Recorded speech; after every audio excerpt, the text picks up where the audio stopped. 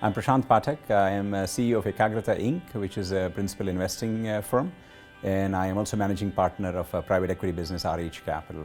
We don't really look at a checklist to invest in companies. What I do personally is I really look at hygiene factors, things like does the individual demonstrate congruence and integrity, and not integrity in an honesty sense, but congruence in the sense that do they say what they mean, do they say what they do, and is it again driven by a singular purpose? So for example, somebody who starts a company but presents to the venture capitalists the vision that he wants to build it up into a $500 or billion company, but very well in their hearts of hearts knows that they want to sell out the moment you get a $10 million valuation, is a lack of congruence, and that is a recipe for dysfunction.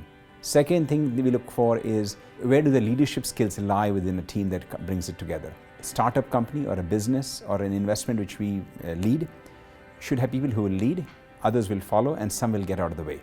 Third thing that I look for is, does the individual have a very profound sense of the reality?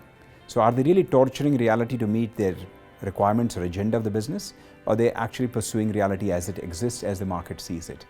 Broadly, you would say a lot of innovation in Canada is very product driven versus a market driven innovation. Commercial activity here is very focused to our biggest trading partner, the United States, and the natural instinct is, what can I manufacture, innovate, create in Canada that will immediately see a US market?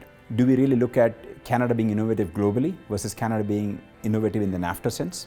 Second aspect of it is whenever we talk about innovation in Canada, the overt bias I see is around ICT and clean tech. We do have some early stage noise about innovation broadly across economic sectors, but I don't see Canada saying we should be innovative in forestry or we should be innovative in food and ag. Third would be, I would say our innovation is very risk-oriented driven versus uncertainty driven. Canadian innovation is driven around regions where there is a defined probability of outcomes versus you don't even know what the outcome is. Social innovation in Canada is quite pervasive. We really need to find a way to build a sustainable platform for social innovation in Canada. And mainly because a lot of social innovation has been driven by charitable pursuits. And that need not necessarily be the case. Gates Foundation is doing a bunch of social innovation globally.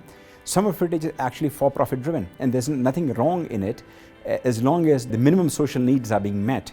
There is no harm in merging a social innovation model with for-profit pursuits. And that's something in Canada we need to develop a whole lot more of.